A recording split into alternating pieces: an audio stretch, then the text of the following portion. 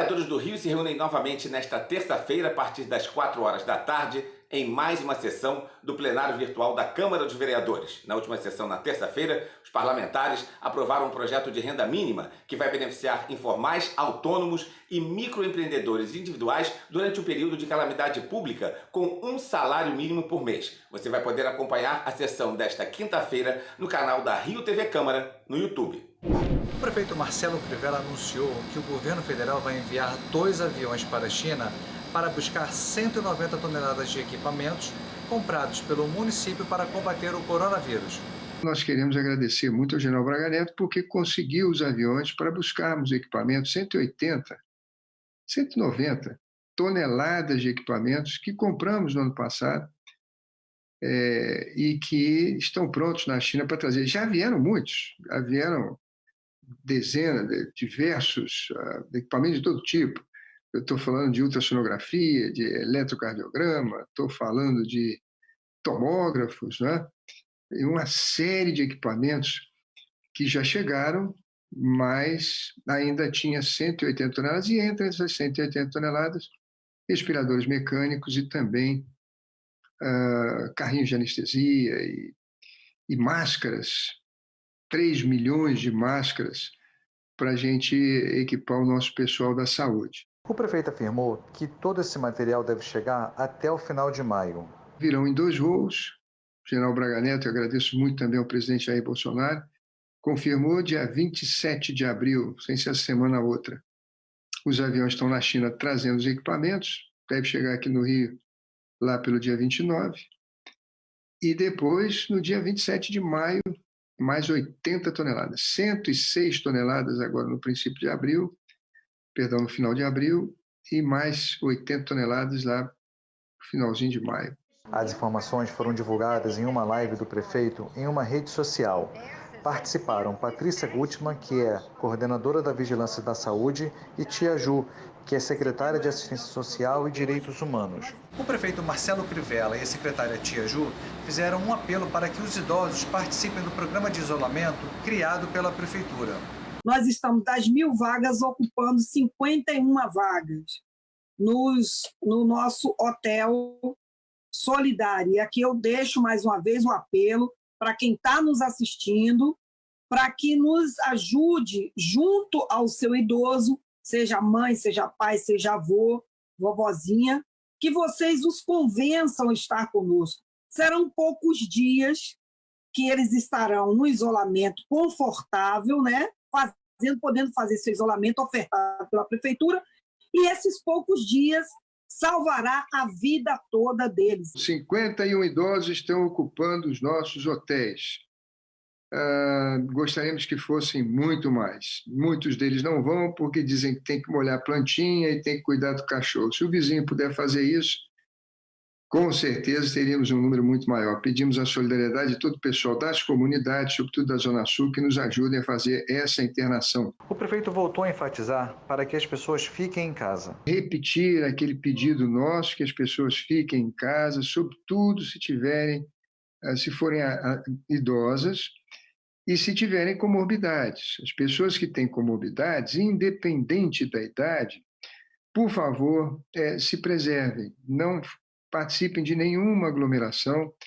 Se puderem ficar em casa é melhor, não importa a idade. Pessoas com insuficiência renal, pessoas que estejam em tratamento de câncer, as pessoas que têm o efizema pulmonar, que sofram de asma, de tuberculose, as pessoas com diabetes. Essas pessoas, por gentileza, nesse período agora, nós fazemos o apelo de sempre. Com a prorrogação do isolamento social determinada pelo governo do estado para até o dia 30 de abril, o Sindicato de Bares e Restaurantes do Rio de Janeiro representa os estabelecimentos mais afetados. Antes da pandemia de coronavírus, o setor empregava 110 mil trabalhadores na capital e 150 mil em todo o estado. O segmento era também o principal responsável pelas vagas destinadas a jovens entre 18 e 24 anos. Fernando Blower é o presidente do Sindicato de Bares e Restaurantes do Rio de Janeiro, nos atende para contar como está o setor em plena pandemia de coronavírus. Obrigada, Fernando, pela atenção. Qual o tamanho do estrago? Acho que essa é a primeira pergunta que tem que ser feita. Vamos lá. Infelizmente, Mariano, o estrago é realmente muito expressivo. A gente está falando de um setor que emprega mais de 110 mil pessoas, ou pelo menos empregava até o início da crise, com mais de 10 mil empresas só na cidade do Rio. E esse setor, ele do dia para a noite parou de funcionar, simplesmente. A gente a gente fez alguns levantamentos junto a associados que mostraram que mais da metade deles ou pararam de funcionar completamente ou pelo menos perderam mais da metade do seu faturamento. Ou seja, não sobra dinheiro para quase nada. Quando sobra, é para aquelas despesas mais básicas, principalmente para funcionário e para aqueles fornecedores essenciais que são necessários para poder manter um nível mínimo de funcionamento. Então, realmente é uma situação muito delicada e que a gente está aqui com o alerta ligado no máximo. A gente está contando um fechamento a partir de que dia? Porque primeiro houve uma sugestão durante um fim de semana e a partir durante a semana foi uma determinação. A gente está contando esse estrago a partir de que dia, o prejuízo? Na verdade, o prejuízo ele não vem só de determinações públicas, ele vem do quanto as pessoas estão ou não consumindo, né?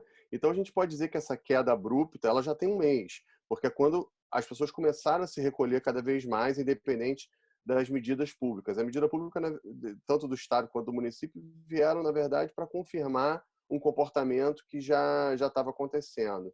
E aí a gente vê claramente que essas empresas elas não tinham caixa para mais do que um mês. Muitas tinham só para 2, 3 semanas.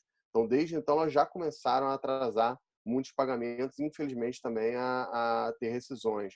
Os dados mostram que 75% das empresas já demitiram pelo menos algum funcionário. E a gente já tem um número expressivo de demissões? Tem, infelizmente. A gente tem, inclusive, mais ou menos 10% das empresas que a gente entrevistou já declararam que não pretendem reabrir, ou seja, fecharam em definitivo e demitiram todos os seus funcionários. Infelizmente, esse número tende a aumentar, tá?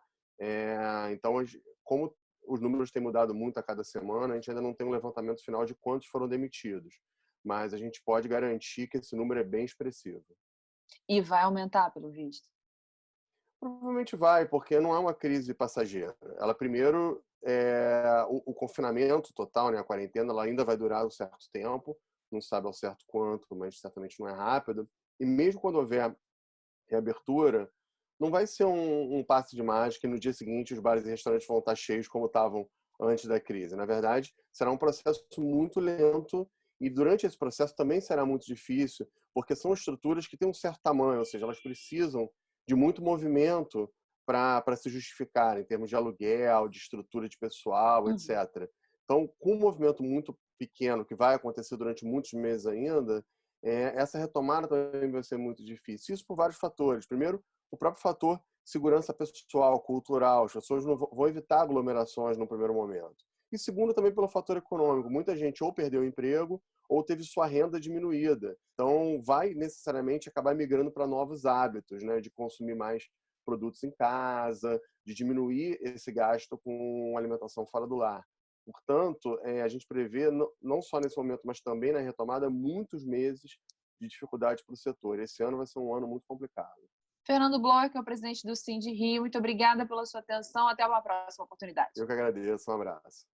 Copacabana é o bairro com o maior número de idosos do Brasil e nesta pandemia do coronavírus surgiu um dado preocupante. O bairro é o que tem o maior número de mortes entre os idosos na capital, 8 até esta terça-feira. Eu conversei com o presidente da Associação de Moradores de Copacabana, que disse que a solidariedade tem sido fundamental para preservar este grupo que é o mais vulnerável na pandemia.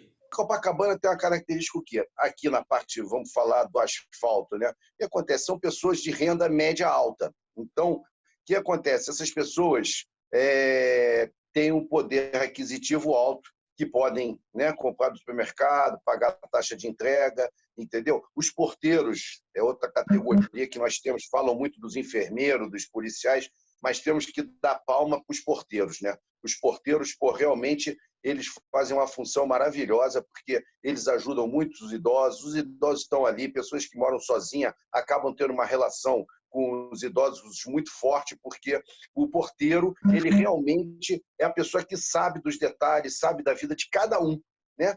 E os idosos acabam tendo uma relação, porque há anos morando junto, anos morando ali no mesmo prédio, o cara todo dia. Então, realmente, os porteiros fazem a diferença. Levam a comida, entregam. Veja aqui no meu prédio, entendeu? Muitos idosos, o porteiro está sempre levando, botando a comida, entregando, sempre fiscalizando e dando muito apoio aos idosos. Isso tem sido muito bacana. Em virtude desse aglomeramento que tem em Copacabana, ao mesmo tempo que numa questão de pandemia é problemático, né, porque tem o risco de todo mundo ficar muito perto, mas ao mesmo tempo tem esse outro lado bom, todo mundo se ajuda, porque todo mundo vive, muitas pessoas, né, no mesmo prédio. Num prédio, por exemplo, uma área geográfica aqui do meu prédio, que acho que deve ter mais ou menos aqui uns 10 metros por uns 30, 300 metros quadrados. Moram 40, tem 40 apartamentos. Se você fizer a média, tem 150 pessoas num espaço de terreno. Então, é muita gente, todo mundo o tempo todo se cruzando. Então, realmente, nesse momento, tem tido essa solidariedade, as pessoas ajudam os mais idosos. Isso realmente tem sido bacana. Os idosos também são uma preocupação da Fundação Getúlio Vargas, que acaba de apresentar uma pesquisa dando um panorama da distribuição dos mais velhos pelo país. O objetivo é ajudar na formação de políticas públicas que possam proteger os idosos durante a pandemia do coronavírus. O objetivo da pesquisa é buscar informações, mapear os idosos no sentido de proteger esse grupo da pandemia do Covid-19. É o grupo que apresenta a maior taxa de letalidade, 75 vezes é o grupo de 80 anos ou mais do que de 10 a 19 anos de idade, ou 13 vezes mais do que de 50 a 59 anos de idade. Então, é o grupo mais vulnerável à contração do vírus. Então, basicamente, o estudo situa pontos fortes e ameaças no sentido de desenhar políticas públicas. Nos pontos fortes, é um grupo que tem uma renda relativamente alta, isso no Brasil e em outras partes, mas mais no Brasil, uma renda alta, relativamente homogênea, baixa desigualdade de renda entre os idosos. Então, isso facilita o desenho de políticas, uma renda estável ao longo do tempo. É um grupo que entra pouco na pobreza e, quando está na pobreza, sai com facilidade. Visível aos olhares de política pública, boa parte, 60%, é acessível 60% dos que têm pensões ou aposentadorias são idosos, com mais de 65 anos, ou 40% têm BPC, que é uma política assistencial para esse grupo. Então, é um grupo relativamente protegido no sentido econômico. De que maneira esses dados podem ser aplicados na prática com a urgência que a pandemia exige?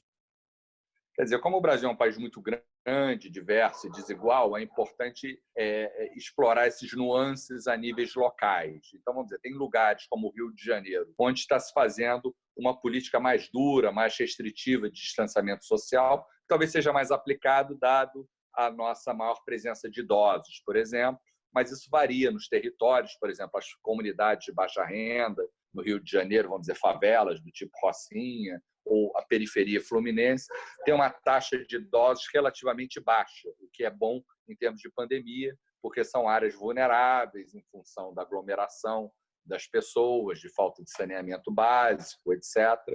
Então, o objetivo, de alguma forma, é municiar não só os gestores públicos dos 3 níveis de governo, mas também o cidadão comum, porque eu acho que todos nós somos um pouco gestores de política pública no dia a dia de pandemia. A gente tem que realmente proteger os idosos, sejam eles nossos parentes, amigos, vizinhos ou conhecidos. Então, o objetivo da pesquisa é dar essa informação para o cidadão se ver. Então, ele tem um grande banco de dados, esse banco de dados pode ser acessado por qualquer um, é um banco de acesso livre, e o objetivo é justamente gerar essa informação e pensar em estratégias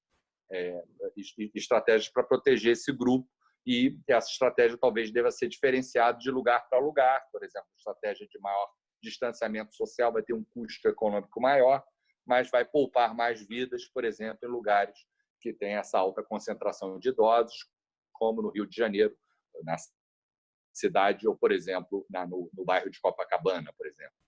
Muito obrigado. Até a próxima.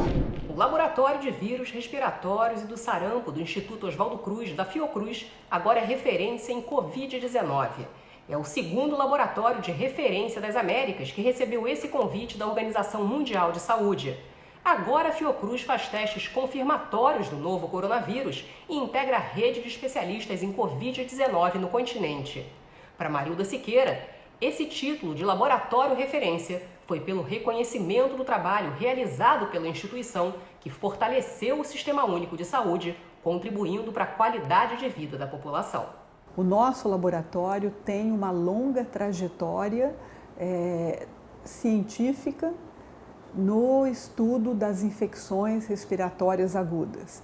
O laboratório foi reconhecido no final da década de 1950, como um laboratório de referência da Organização Mundial de Saúde para o vírus influenza. Nós atuamos fortemente ao longo das últimas décadas no controle de vários vírus respiratórios que emergiram na população mundial, por exemplo, o SARS coronavírus 1, chamado agora SARS-CoV-1, que ocorreu na Ásia em 2003. O nosso laboratório também foi reconhecido como referência nacional para este vírus. Depois o MERS coronavírus em 2013, que emergiu no Oriente Médio, e mais recentemente o vírus Ebola. Durante a pandemia de influenza